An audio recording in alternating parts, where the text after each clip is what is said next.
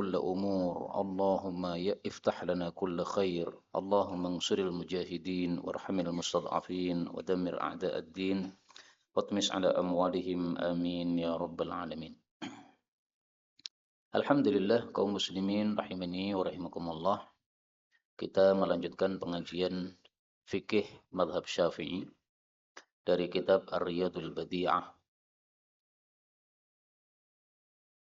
karya Asy-Syaikh Al-Fadil Muhammad Hasbullah rahimahullahu taala. Dan kita sudah sampai pada pembahasan babu salatil idain, bab tentang salat dua hari raya, yaitu Idul Fitri dan Idul Adha. Wal khusufi, dan salat khusuf yaitu gerhana baik matahari dan bulan. Wal istisqa'i, dan salat istisqa yaitu minta hujan. Beliau mengatakan kullu wahidatin, setiap masing-masing min hadhihi thalathi. Ngeras napa? Min hadhihi thalathi, dari tiga salat ini adalah sunnatun, hukumnya sunnah, muakkadatun, yang ditekankan. Likulli insanin, untuk setiap manusia, artinya sunnahnya sunnah ain. Wal afdalu, dan yang paling afdal lin nisa'i, untuk para wanita, fi'luha, melakukan salat tiga tadi, fil buyuti, di rumah masing-masing. Walir rijali, dan untuk para wanita, fi'luha, melakukan tiga salat tadi, fil masjid, di dalam masjid, in, apabila wasi'a, mencukupi, an-nasa, untuk manusia. Wa illa, dan jika tidak mencukupi, fafis sahra'i, maka pada padang pasir atau pada lapangan kalau bahasa kita. Kaum muslimin rahimani wa rahimakumullah. Di sini kita akan membahas tiga salat sekaligus. Kenapa?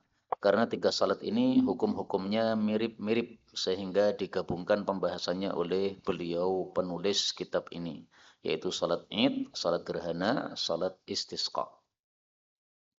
Persamaan pertama adalah hukumnya, yaitu sama-sama apa? Sunnah muakkadah. Dan ini pendapat jumhur. Sebagian kecil ulama berpendapat salat Id itu wajib. Tapi kalau jumhur berpendapat salat Id sunnah. Yang mengatakan wajib alasannya karena salat Id bisa menggugurkan kewajiban salat Jumat. Kalau bertepatan dengan hari Jumat. Nah, menggugurkan yang wajib berarti hukumnya pun pasti wajib.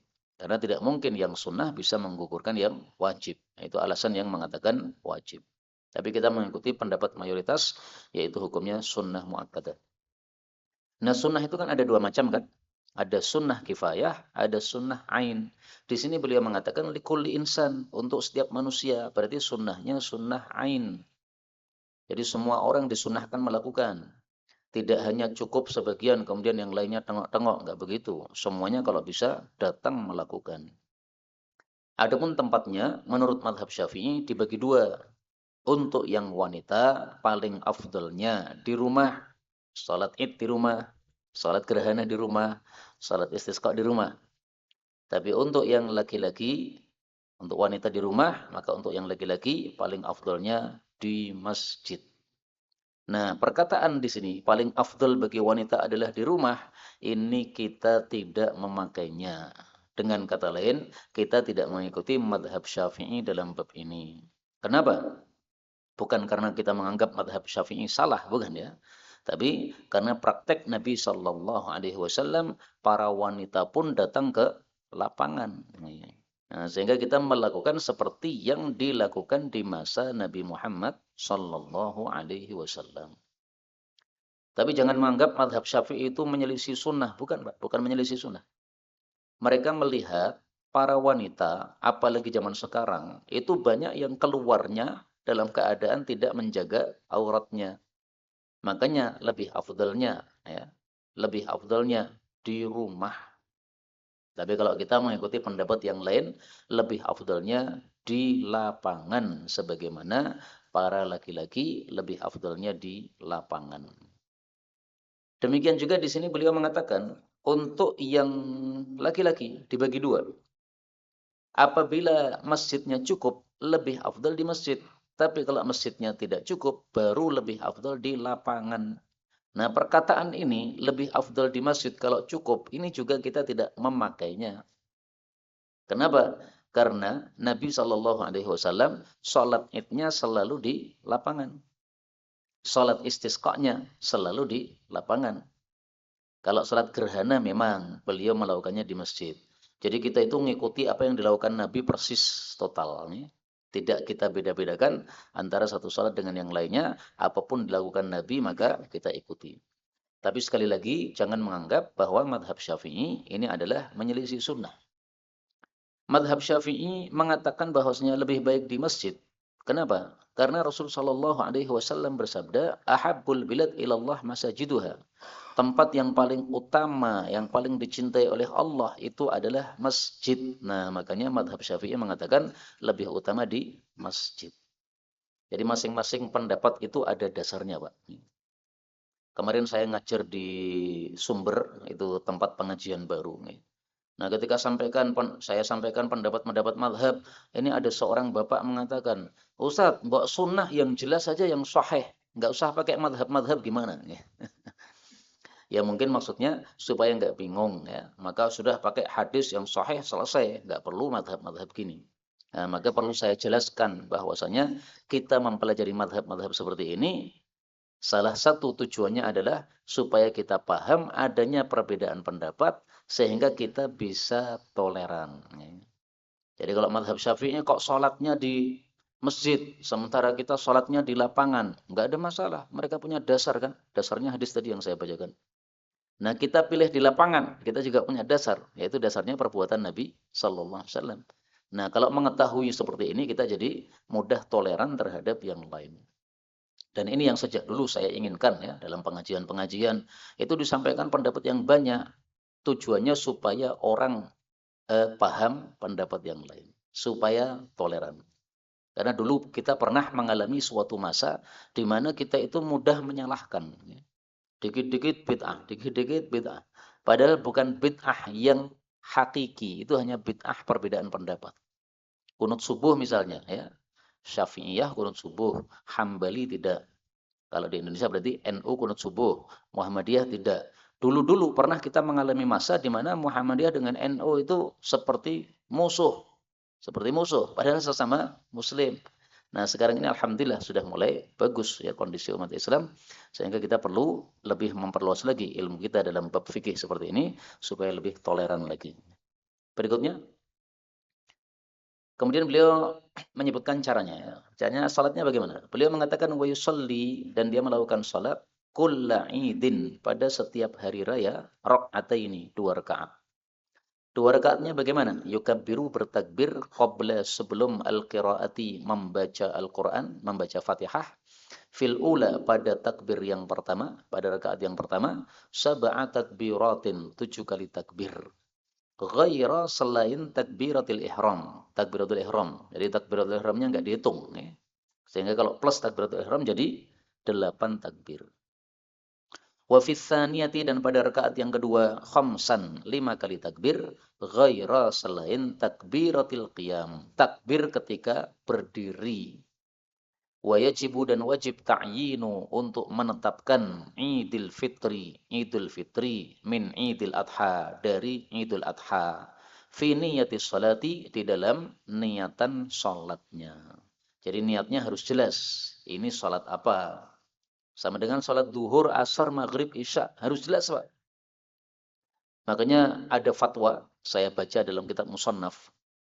Kalau ada seseorang datang ke masjid, dia mengira bahwasanya salat ini adalah salat duhur. Sehingga dalam hati dia meniatkan Allahu Akbar salat duhur. Sementara ternyata orang-orang salat asar. Dia linglung, Pak, karena tadi tidur, bangun-bangun itu dia mengira ini masih duhur. Padahal itu sudah asar. Nah, dalam kitab Musannaf itu dikatakan salatnya tidak sah. Kenapa? Anda salat asar, niatnya salat zuhur. Nah, berarti harus diulang lagi. Nah, disebutkan di sini. Anda itu salat apa? Idul Fitri. Nah, harus ditetapkan dalam hati. Saya salat Idul Fitri. Enggak usah diucapkan. Ya. Idul Adha juga begitu, ditetapkan dalam hati. Saya salat Idul Adha. Kemudian 7 takbir dan 5 takbir. Ini adalah madhabnya mayoritas para ulama. 7 sama 5. 7 sama 5. Ya. Mayoritas. Kalau madhab Hanafi, 3 sama 3. 3 takbir, 3 takbir. Tapi yang harus diketahui bahwasanya takbir 7 dan 5 ini namanya adalah zawaid. Zawaid itu artinya tambahan. Dan tambahan ini hukumnya sunnah. Sehingga seandainya kita takbir salat id hanya 1 kali, sah. Karena itu, kalau ada yang salat id takbirnya hanya 1 kali, tidak usah ragu-ragu tentang keabsahannya. Itu sah. Kenapa? Karena ini hanya tambahan. Sama dengan salat gerhana. 1 rakaat berapa rukuk, Pak? Ada 2, ya. Nah, rukuk yang pertama itu rukuk yang asal, rukuk yang kedua itu rukuk tambahan. Nah, sehingga seandainya dia lupa untuk rukuk yang kedua, lupa, Pak, karena jarang melakukan. Dia langsung setelah rukuk, kemudian i'tidal, kemudian sujud. Dia lupa untuk rukuk yang kedua. Salatnya sah. Kenapa? Karena hanya tambahan. Nah, dalam mazhab Syafi'i dikatakan di sini, takbir yang 7 ini adalah selain takbiratul ihram. Berarti prakteknya gimana? Allahu Akbar, takbiratul ihram. Kemudian kita membaca doa iftitah. Allahumma ba'id baini wa baina khataayaya dan seterusnya. Kalau sudah selesai doa iftitah, baru tambahi 7 takbir. Allahu Akbar, Allahu Akbar, Allahu Akbar sampai 7, baru kemudian Al-Fatihah. Ini madhab Syafi'i loh ya. Sehingga kalau ada orang melakukan tidak seperti ini, panjenengan tidak boleh mudah-mudah menyalahkan. Saya itu pernah mencoba, Pak, salat Idul Fitri, Idul Adha di Sragen ya. Saya pakai 7 takbir, tapi 7 takbir yang bukan model madhab Syafi'i, madhab yang lain. Yaitu Allahu Akbar langsung 1, 2, 3, 4, 5, 6, 7. Kalau madhab Syafi'i tadi kan 1 plus 7 ya. Kalau ini saya langsung 7. Ternyata satu lapangan nggak ada yang protes, Pak. Nah, berarti ternyata madhab Syafi'i yang seperti ini, 1 plus 7, ini juga mungkin tidak diketahui oleh banyak orang. Mungkin orang-orang awam pokoknya pahamnya, pokoknya takbirnya akeh. Sehingga mereka nggak sempat ngitung ya. Sepitu, piro orang gagas. Yang penting akeh. Buktinya saya selesai salat nggak ada yang komen sama sekali. Nah, tapi kalau betul-betul pakai madhab Syafi'i, inilah caranya. 1 takbir, doa iftitah, kemudian 7 takbir tambahan. Berikutnya, setelah salat id apa yang kita lakukan? Nah, ini beliau katakan, wa yusannu, dan disunnahkan, ba'daha, setelah salat id, lil jama'ati, untuk seluruh jamaah, khutbatani, melakukan 2 khutbah, ka khutbati, seperti khutbah al-jum'ati, Jumat. Lakinnahu, akan tetapi dia itu yukabbiru, bertakbir, fi awwalil ula, pada awal dari khutbah yang pertama, tis'a takbiratin, 9 kali takbir, mutawaliyatin, yang berturut-turut. Wa fi awwalis tsaniyah, dan pada awal dari khutbah yang kedua, 7 kali takbir, kadzalika, seperti itu juga, yaitu maksudnya berturut-turut. Jadi salat id dan khutbahnya itu berbeda dengan salat Jumat dan khutbahnya dari sisi pemulaannya. Salat Jumat 1 takbir, salat id 7 dan 5, ya kan? Khutbah Jumat dimulai dengan innal hamdalillah, tahmid. Khutbah id dimulai dengan takbir. Bedanya kalau salat tadi 7 dan 5, maka kalau untuk khutbah tambahi 2, Pak. 9 dan 7. Tapi sekali lagi, ini semuanya hanya yusannu sunnah. Seandainya kita khutbah dimulai dengan tahmid, sah. Dan saya sudah 2 kali mempraktekkan 2 metode ini. Tidak ada yang komentar. Saya lebih sering kalau khutbah id itu pakai tahmid, Pak. Innal hamdalillah. Kenapa? Karena dulu saya membacanya kitab Zadul Ma'ad karya Ibnul Qayyim. Dalam kitab Zadul Ma'ad, Ibnul Qayyim mengatakan tidak ada hadis yang sahih bahwasanya Nabi memulai takbir id dengan khutbah Id dengan takbir. Enggak ada hadis yang sahih. Adanya hadis sahih bahwa khutbah Nabi dimulai dengan tahmid. Nah, karena saya bacanya kitab itu, maka saya praktekkan sesuai yang saya baca. Saya mulai dengan tahmid. Tapi alhamdulillah jamaah tidak ada yang protes. Nah, kemudian pada khutbah berikutnya saya praktekkan sesuai madhab Syafi'i. Khutbah dimulai dengan takbir. Takbir 9 dan takbir 7. Nih, 9 dan 7. Enggak ada juga yang protes nih. Alhamdulillah. Berarti masyarakatnya masyarakat yang mungkin sudah biasa dengan perbedaan pendapat, maka saya ubah-ubah begini begitu tidak ada masalah. Memang tidak ada hadis yang sahih bahwasanya Nabi takbir 9 dan 7 pada khutbah. Tetapi ada asar yang sahih. Asar itu apa? Perkataan sahabat atau perkataan tabi'in.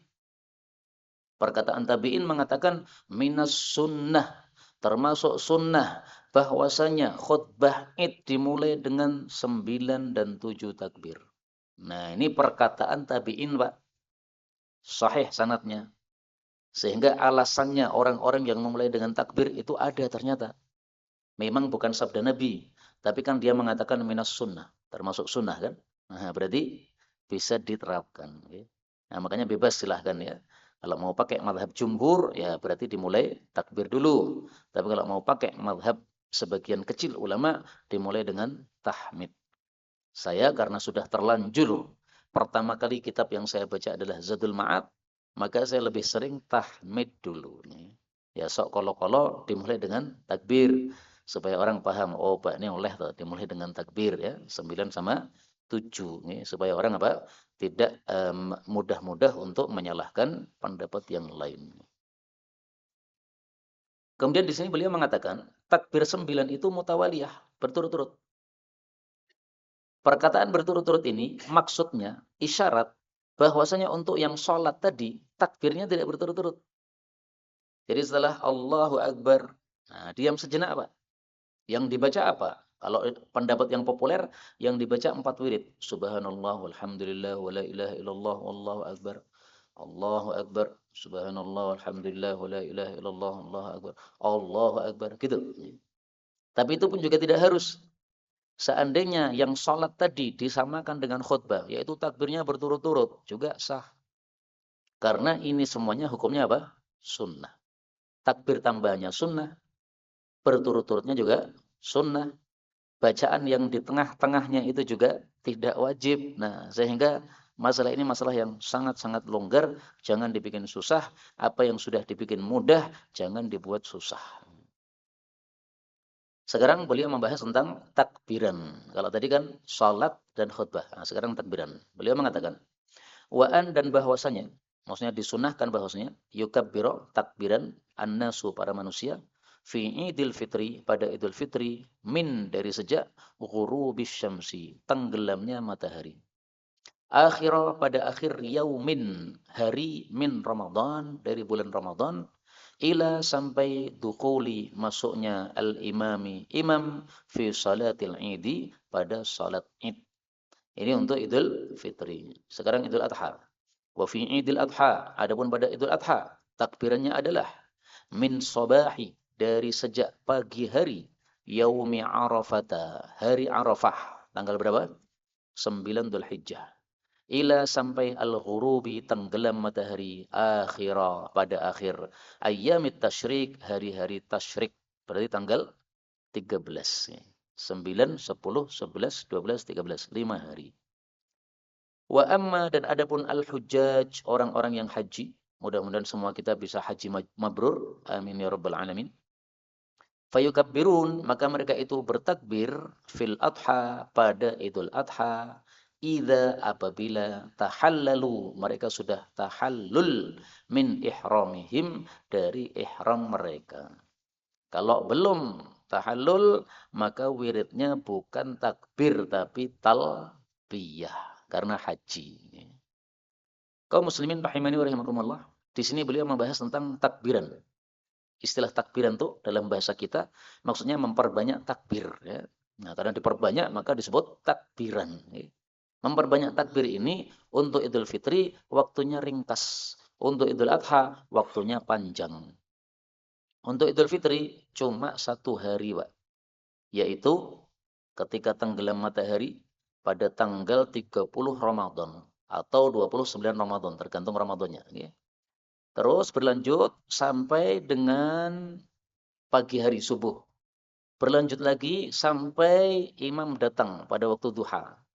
Misalnya imam datang jam 7 ya. Nah, berarti jam 7 kita berhenti dari takbiran, kemudian kita sholat Id, habis itu sudah tidak ada takbiran lagi. Kata-kata beliau di sini, dari sejak tenggelam matahari, ini ada dalilnya dalam Al-Qur'an. Nanti silahkan dilihat pada surat Al-Baqarah, Allah Subhanahu wa taala mengatakan, walitukmilul iddah walitukabbirullaha ala ma hadakum, surat Al-Baqarah ayat 185. Supaya kalian menyempurnakan bilangan bulan Ramadan dan supaya kalian bertakbir kepada Allah. Berarti kalau Ramadannya sudah selesai, saat itulah disyariatkan untuk takbir. Nah, selesainya Ramadan kapan? Tenggelam matahari. Karena setelah tenggelam matahari itu kita sudah berbuka puasa. Itu sudah masuk malam hari raya. Ramadannya sudah habis, sudah masuk apa? Syawal. Karena mulainya pergantian hari atau pergantian bulan itu adalah pada waktu maghrib. Nah, sehingga inilah dalil mazhab Syafi'i bahwasanya mulai takbirannya adalah sejak tenggelam matahari. Dalam hal ini saya berbeda dengan guru saya, Pak. Ustaz Mudzakir hafizahullah. Ustaz Mudzakir tidak ada takbiran malam hari raya Idul Fitri, enggak ada. Kenapa? Karena tidak ada satupun riwayat bahwasanya Nabi takbiran malam Idul Fitri. Memang benar, enggak ada riwayat. Tapi dalilnya mazhab Syafi'i adalah ayat Quran tadi, Baqarah 185. Maka pendapatnya guru saya, Ustaz Mudzakir hafizahullah, itu mirip dengan mazhab Maliki.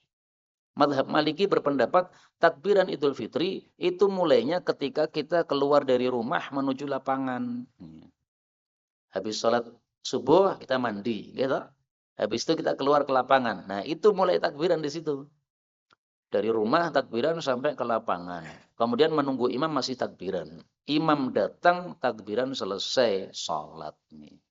Nah, berarti mazhab Maliki takbirannya lebih sedikit lagi. Nah, maka di pesantren kita itu enggak ada takbiran malam hari raya. Tapi ketika saya sudah lulus, kemudian saya tinggal di Mantung, kemudian saya disuruh ceramah waktu malam Idul Fitri, saya bilang, kita silahkan kalau mau pakai mazhab Syafi'i. Anak-anak kalau mau takbiran silahkan. Habis Isya takbiran silahkan. Tapi tolong dibatasi. Karena sebagian masjid itu takbiran tanpa batas, Pak. Sampai jam 12 malam masih takbiran pakai mic begini. Kasihan mbah-mbah nggak bisa tidur. Mengganggu. Kalau anak-anak muda mungkin masih angler. Nah, ini mbah-mbah tua ini terganggu dengan suara nggak bisa tidur. Kadang-kadang ini suara jam yang berdetak dek itu aja menyebabkan tidak bisa tidur.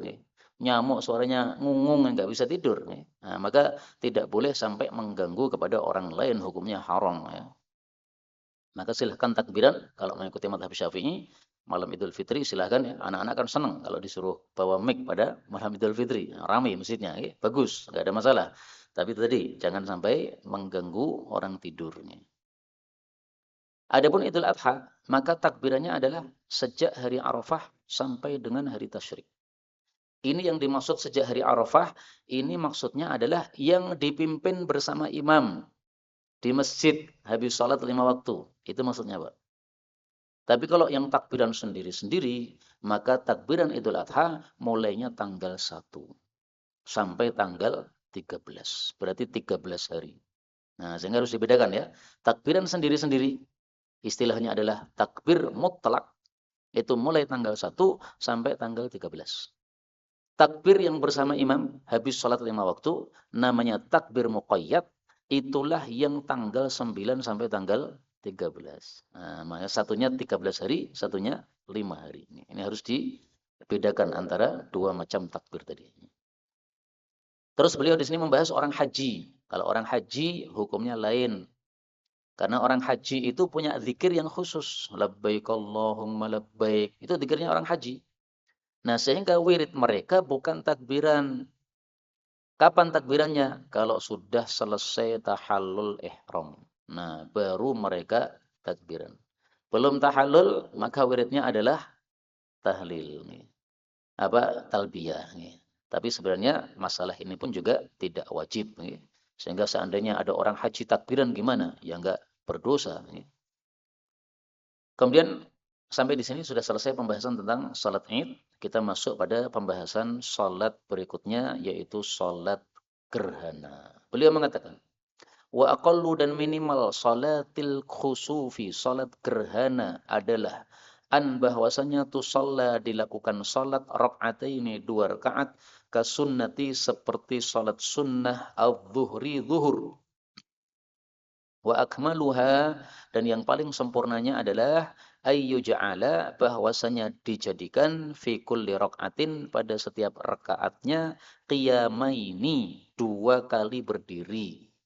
Yutilu yang dia memanjangkan al-qira'ata bacaan Quran fihima padanya. Wa ruku'aini dan 2 kali ruku' yutilu memanjangkan at-tasbiha tasbih fihima pada keduanya.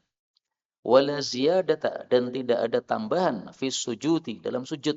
Kenapa? Karena sujudnya sudah 2, enggak usah ditambah lagi.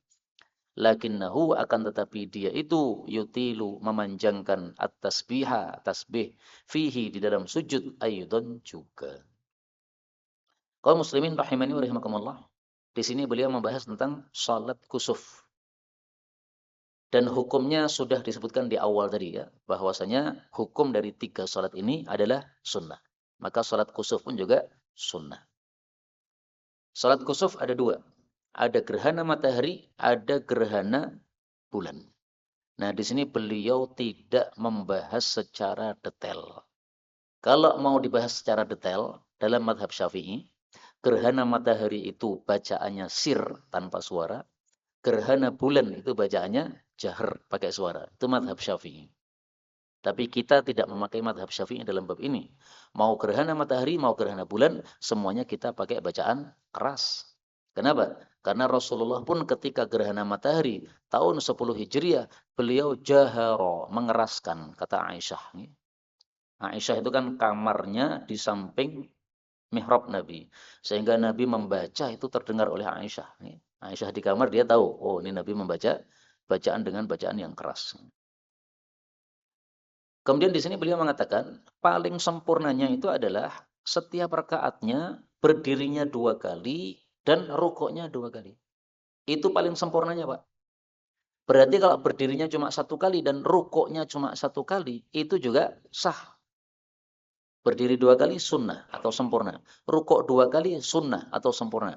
Berarti kalau berdiri 1 kali dan rukuk 1 kali, nggak ada masalah. Sempurna itu seperti gini. Saya mengajar pakai peci. Ya, ini sempurna, Pak. Seandainya saya ngajar tanpa peci, peci saya taruh, kemudian rambutnya kelihatan. Boleh enggak? Boleh. Apakah dosa? Tidak. Oh, ini bukan aurat rambut ini. Tapi kalau pakai peci lebih sempurna, lebih meyakinkan. Nah, Ustaz pecinan. Karena pernah saya negur teman saya, Pak. Dia seorang ustadz juga, ngajar di masjid-masjid. Enggak pernah pakai peci, Pak. Saya bilang, ente itu ngajar tanpa peci. Orang mantep ya Ustadz, orang ngajar tanpa peci. Alhamdulillah sekarang pakai peci, Pak. Nah, karena menurut saya itu, ya namanya Ustadz, berada di depan publik, ya lebih bagusnya kondisinya lebih rapi daripada yang lain-lain. Nah, sehingga dilengkapi dengan peci dan sebagainya. Kalau perlu pakai apa namanya? Eh, yang ditaruh di sini apa namanya? Nah, itu. Atau pakai sorban. Saya dulu juga pernah pakai itu, Pak. Yang ridak ditaruh di sini nih. Tapi baru saya pakai 1 kali, kemudian pas pulang dari kajian itu kejiret itu loh, ruji itu loh. Akhirnya saya berpendapat wis berarti ra cocok niai, wis biasa wae lah. Enggak usah pakai gitu-gitu. Nah, kembali ke sini. Maka seandainya pandangan sholat kusuf, sholat gerhana, cuma 2 rakaat biasa tok til sah. Tapi kalau memang pakai cara biasa, lebih bagusnya diumumkan dulu. Bapak-bapak, hari ini kita akan sholat gerhana pakai teori baru. Apa itu? Sholatnya, rukuknya sekali, dan berdirinya juga sekali. Supaya panjenengan paham bahwasanya seperti ini juga sah. Enggak apa-apa, sampaikan dulu ya, supaya masyarakat tidak khawatir adanya kesalahan dalam sholat kita. Perbedaannya sholat kusuf dengan sholat biasa adalah tatwil, dipanjangkan. Panjangnya ini menurut para ulama, takbir yang pertama baca Baqarah. Takbir yang kedua masih rakaat pertama baca Ali Imran. Takbir yang ketiga baca An-Nisa. Takbir yang keempat baca Al-Maidah. Kira-kira teori seperti ini dari para ulama, panjenengan bisa kuat melakukan apa mboten, Pak? Kita yang mboten nggih? Nah, kalau mboten jangan dipaksakan, nggih. Tapi sebenarnya saya itu pengen, Pak, mencoba sholat kusuf yang panjangnya seperti panjang Nabi sallallahu alaihi wasallam. Ya tadi, Baqarah, Ali Imran, An-Nisa, Al-Maidah. Cuman saya khawatir seandainya saya terapkan pas salam rene uang, Pak. Wis ilang kabeh. Karena sudah nggak kuat nih. Kira-kira berapa jam itu? Ya, lama sekali. Tapi memang tidak wajib dipanjangkan seperti itu. Teman saya dari kuliah dari Mesir. Saya tanya, di Mesir salat gerhana gimana? Salat gerhana di Mesir lama sekali. Kira-kira membaca 4 juz. Jadi 1 juz 1 rakaat. Nah, sehingga 4 juz dikatamkan. Itu lebih ringan daripada salat gerhananya Nabi Muhammad SAW. Terus teman saya cerita, saking lamanya berdiri, lutut saya ini nggak kuat, tiba-tiba saya ambruk, saya jatuh saya ini. Nah, kemudian dia berdiri lagi, Pak. Padahal sebenarnya sholat gerhana ini karena sunnah, kita duduk pun boleh. Jadi imamnya berdiri, silahkan berdiri. Saya tak lingguhai lendetan. Boleh. Sah, tapi pahalanya separuh. Berikutnya. Wa yusannu dan disunahkan ba'daha setelah salat gerhana lil jamaati untuk jamaah khutbatani 2 kali khutbah ka khutbatai seperti 2 khutbah al-idi hari raya. Lakinnahu akan tetapi perbedaannya adalah yastaghfirullah, dia istighfar kepada Allah taala fi awwalil ula, pada awal dari khutbah pertama, minhuma dari keduanya, tis'a marratin 9 kali istighfar. Wa fi awwalis tsaniyah, dan pada awal khutbah yang kedua, sab'an 7 kali istighfar. Jadi khutbah Id mirip dengan khutbah gerhana. Bedanya kalau Id itu dimulai takbir, kalau gerhana dimulai istighfar. Tapi sama-sama jumlahnya 9 sama 7. Tapi sekali lagi ini hanya sunnah. Seandainya kita memulai khutbah seperti biasa, innal hamdalillah, sah. Dan di Solo ini paling enak, Pak. Karena di sebagian tempat itu mereka itu memegangi mazhab Syafi'i kencang-kencang. Sehingga kalau ada orang khutbah gerhana atau sholat Id tanpa mazhab Syafi'i, itu pasti dimusuhi orang-orang. Karena ada cerita, teman saya bilang di Kalimantan. Dia khutbah Jumat tanpa baca sholawat, Pak. Habis itu orang-orang memusuhi dia, Pak. Sak masjid memusuhi dia. Mengatakan ini khutbahnya Bapak ini tidak sah. Itu karena mereka sangat memegangi mazhab Syafi'i. Karena itu kita hati-hati ya. Kalau jadi imam ya, kita lihat orang-orangnya bagaimana. Kalau orang-orangnya memegangi mazhab Syafi'i betul-betul, nah panjenengan pelajari mazhab Syafi'i. Supaya tidak terjadi tadi, dikucilkan oleh sak masjid. Kalau orang-orangnya normal, netral, biasa berbeda pendapat, sok ya ketemu NU, sok ya ketemu Muhammadiyah, sok ya ketemu Persis dan sebagainya. Kan ormas Islam banyak sekali di Indonesia kan. Nah, maka kalau mereka sudah terbiasa berbeda-beda seperti ini, kita bisa bebas untuk melakukan apa yang sesuai yang kita yakini ya. Tapi kalau mereka tidak mengetahui kecuali satu pendapat, maka kita harus menyampaikan terlebih dahulu sebelum kita melakukan. Sampai di sini sudah selesai pembahasan salat gerhana. Sekarang kita masuk salat istisqa. Oh ya maaf, sebelum saya lanjutkan, khutbah salat gerhana ini ada 2 pendapat. Pendapat jumhur atau mayoritas ulama tidak disyariatkan khutbah salat gerhana. Jadi salat gerhana itu hanya salat tok kemudian bubar. Madhab Syafi'i menyelisih mayoritas para ulama. Madhab Syafi'i berpendapat disunahkan khutbah. Nah kita mengikuti madhab Syafi'i meskipun pendapat ini menyelisih mayoritas. Kenapa kita ikuti madhab Syafi'i? Sekali lagi karena prakteknya Nabi juga khutbah. Jadi beliau setelah selesai salat gerhana, beliau kemudian naik mimbar khutbah. Nah kita ikuti apa yang dilakukan oleh Nabi Sallallahu Alaihi Wasallam. Dan kita itu tidak harus mengikuti satu mazhab, Pak. Kadang mengikuti mazhab Syafi'i, boleh. Kadang mengikuti mazhab Hambali, boleh. Kita lihat, oh dalilnya ini cocok dengan mazhab Hambali. Ya, kita ikuti mazhab Hambali. Dalilnya ini cocok dengan mazhab Maliki. Nah, kita ikuti mazhab Maliki. Nggak ada masalah ya. Nggak harus apa? Satu mazhab. Berikutnya. Wa salatul istisqa'i. Adapun salat istisqa, minta hujan. Itu adalah tuf'alu, dilakukan. Kapan? Inda, ketika hajatin nasi, butuhnya manusia, ila, kepada as-suqya, hujan, minallahi, dari Allah azza wa jalla atau ta'ala. Wahya, dan salat istisqa ini kasalatil idi, seperti salat id.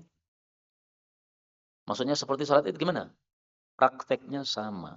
Sama gimana? 2 rakaat, 7 takbir plus 5 takbir. Sunnah. Ya. Berikutnya, wa yusannu, dan disunnahkan lil jamaah ba'daha, setelah salat istisqa, lil jamaati, untuk jamaah, khutbatani, 2 kali khutbah, ka khutbataihi, seperti kedua khutbah id. Illa anna, hanya saja, al-khatiba, si khatibnya itu, yubaddilu, mengganti, at-takbirati, takbir-takbirnya, bil istighfari, dengan istighfar. Nah, berarti salat istisqa mirip dengan apa? Salat gerhana. Wa yatawajjahu, dan dia menghadap, lil kiblati, ke arah kiblat, fi asna'i, di tengah-tengah, al khutbati, khutbah, as-saniyati, yang kedua. Untuk apa? Untuk berdoa kepada Allah Subhanahu wa taala. Jadi bedanya khutbah istisqa dengan khutbah id. Kalau khutbah id itu lebih panjang khutbahnya daripada doanya. Doanya cuma sedikit di akhir. Tapi kalau khutbah istisqa, doanya lebih panjang daripada khutbahnya. Nabi pernah salat istisqa, khutbahnya cuma 4 kalimat, Pak. Sesungguhnya kalian itu mengadukan tidak adanya air hujan. Mengadukan adanya kekeringan. Kalian mengadukan bahwasanya hujan itu tidak segera turun. Allah menyuruh kita untuk minta kepada Allah. Allah menjanjikan untuk mengabulkan doa kalian. Udah 4 kalimat ini. Habis itu langsung doa kepada Allah Subhanahu wa taala. Nah, maka ini harus diketahui oleh orang yang mengimami salat istisqa.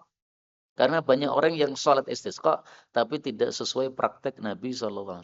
Khutbahnya ngoyo-woro panjang, kemudian doanya sebentar. Enggak begitu ya. Khutbahnya dikit aja, ringkas. 1 menit selesai khutbahnya, atau 2 menit ya, sesuai keperluan lah. Habis itu doanya dipanjangkan. Nah, makanya di sini menghadap ke arah kiblat, karena menghadap ke arah kiblat ini lebih mengkabulkan doa kita. Kemudian wa yuqallibu, dan dia membalik ridaahu, selendangnya yang ada di pundak ini. Caranya bagaimana? Wa yaj'alu, dia letakkan a'lahu, bagian atasnya selendang, asfalahu, menjadi bagian bawahnya. Wa yaminahu, bagian kanannya, yasarahu, menjadi bagian kiri. Nah, orang Arab kan sering pakai selendang ini.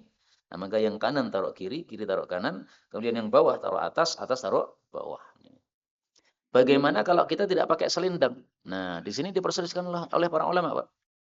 Kalau tidak pakai selendang, maka sebagian ulama berpendapat silahkan dibalik apa yang kamu pakai. Peci ini kan bisa dibalik, Pak. Diputer ini. Yang kanan ke kiri, kiri ke kanan. Kalau kacamata ini nggak bisa dibalik, Pak. Baliknya itu lucu kan. Nggak bisa. Ya. Maka yang dibalik adalah yang bisa dibalik. Yaitu peci, atau sorban, atau apalah yang bisa dibalik. Ya. Tapi yang tidak bisa dibalik, ya biarkan. Ya. Nah, sebagian lagi berpendapat ini khusus untuk selendang saja. Kalau lupa bawa selendang ya berarti nggak usah balik-balik gitu. Tujuannya apa balik-balik ini? Tujuannya adalah tafaulan. Tafaul itu kita mengharapkan kebaikan dari sesuatu yang kita lihat atau kita lakukan atau kita dengar. Kita keluar dari rumah untuk pergi safar. Naik bis, ternyata dapat bis namanya Sumber Selamat. Nah, kita bertafaul. Wah, mudah-mudahan perjalanan saya selamat. Karena saya dapat bis Sumber Selamat. Itu namanya tafaulan. Nah, maka di sini juga begitu. Diubahnya atau dipindahkannya selendang ini, kita tafaulan. Mudah-mudahan kondisi kita diubah oleh Allah. Dari yang awalnya kekeringan menjadi hujan. Nah, diubah seperti itu namanya apa? Tafaulan kita. Nah, seperti ini tafaulan ini disunahkan oleh Nabi sallallahu alaihi wasallam. Karena itu di Masjid Mujahidin itu sekarang saya punya program baru ya. Kajian malam Sabtu itu adalah mengkaji kitab-kitab kecil isinya 100 hadis, 100 hadis, 100 hadis. Tahun kemarin sudah kita selesaikan 100 hadis fadilah-fadilah. Tahun ini insya Allah 100 hadis larangan-larangan. Kenapa 100, 100, 100? Tafaulan. Tafaulan mudah-mudahan peserta kajian ini usianya panjang-panjang. Usianya 100 tahun, 80 tahun. Yang berkah penuh ibadah kepada Allah Subhanahu wa Ta'ala. Tapi ya harus terima dengan takdir Allah ya. Seandainya usia 40 tahun mati, ya sudah terima aja. Itu malah pemberian dari Allah Subhanahu wa Ta'ala. Berikutnya ya. Wa yaf'alun nasu, dan manusia melakukan mithlahu semisal itu juga. Wahum, sementara mereka itu jalisun, dalam keadaan duduk. Jadi para jamaah pun juga ikut memindahkan selendang. Maka yang memindahkan selendang tidak hanya khatibnya, tapi jamaahnya semuanya. Tapi tidak usah berdiri, Pak. Khatibnya kan masih berdiri, tidak sembar kan? Nah, kita tetap duduk di tempat masing-masing, pindahkan apa? Selendang masing-masing. Kemudian wa yad'ullah ta'ala, dia berdoa kepada Allah Ta'ala sirran, baik itu dengan sir, wa jahran atau dengan jahr. Artinya apa? Bebas. Mau sir silahkan, mau jahar silahkan. Ya. Kalau sir, maka berarti jamaahnya ikut berdoa sendiri-sendiri. Maka beliau mengatakan, wa yu'amminu, dan memberikan amin. An-nasu, para manusia, ala du'aihi, terhadap doanya, idza jahar. Kalau dia itu menjaharkan doa. Wa yad'una, dan mereka berdoa, li'anfusihim, untuk diri mereka sendiri. Doa dewe-dewe. Sirran, dalam keadaan sir. Inda, pada saat israrihi, imamnya mengsirkan doa. Jadi kalau pas doanya sir, kita ikut sir. Pas doanya jahar, kita diam, cukup mengaminkan. Kenapa cukup mengaminkan? Karena doa dengan amin itu sama. Ad-da'i wal mu'ammin syarikani fil ajr. Orang yang berdoa dan yang mengaminkan itu sama-sama bersyarikat mendapatkan pahala. Ada 3 orang bersyarikat sama-sama dapat pahala. 1, doa dan amin. Sama-sama pahala. 2, membaca Quran dan yang mendengarkan. Jadi pas kita tadarus, satunya baca, satunya mendengarkan. Semuanya dapat pahala. Yang ketiga, orang yang mengajar dan orang yang belajar. Orang yang berbicara dan orang yang mendengarkan. Jadi panjenengan dapat pahala, saya juga dapat pahala. Jangan dikira yang dapat pahala sing muni tok, enggak. Kalau yang dapat pahala sing muni tok, kasihan yang hadir. Padahal adanya pengajian ini gara-gara ada yang hadir. Kalau tidak ada yang hadir, enggak mungkin kan saya bicarakan. Ngomong deh malah kayak wong edan. Nah, maka pengajian ini tidak mungkin terjadi kecuali adanya pendengar. Makanya pahalanya bareng semuanya dapat, Pak. Kemudian beliau mengatakan, wa yusannu, dan disunnahkan. Al-ghuslu, mandi. Maksudnya mandi junub, mandi besar. Likulli, bagi setiap, likullin, bagi masing-masing, minal idaini, dari 2 hari raya, wal kusufain, dan 2 kusuf, gerhana dan bulan, matahari dan bulan, wal istisqa, dan istisqa. Hukumnya apa? Sunnah. Sehingga seandainya tidak mandi, tidak berdosa. Kenapa disunahkan mandi ketika sholat-sholat seperti ini? Karena kita akan kumpul bersama banyak manusia, Pak.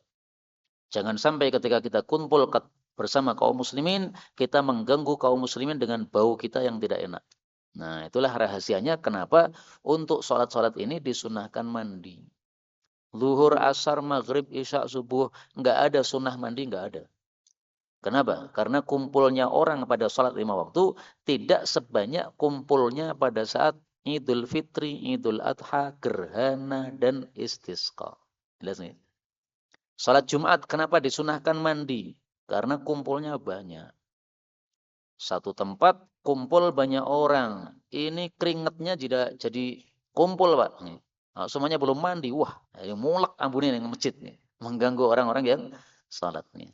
Inilah kaum muslimin rahimani wa rahimakumullah yang dapat kita pelajari pada pertemuan kali ini. Betulnya dari Allah Subhanahu wa taala.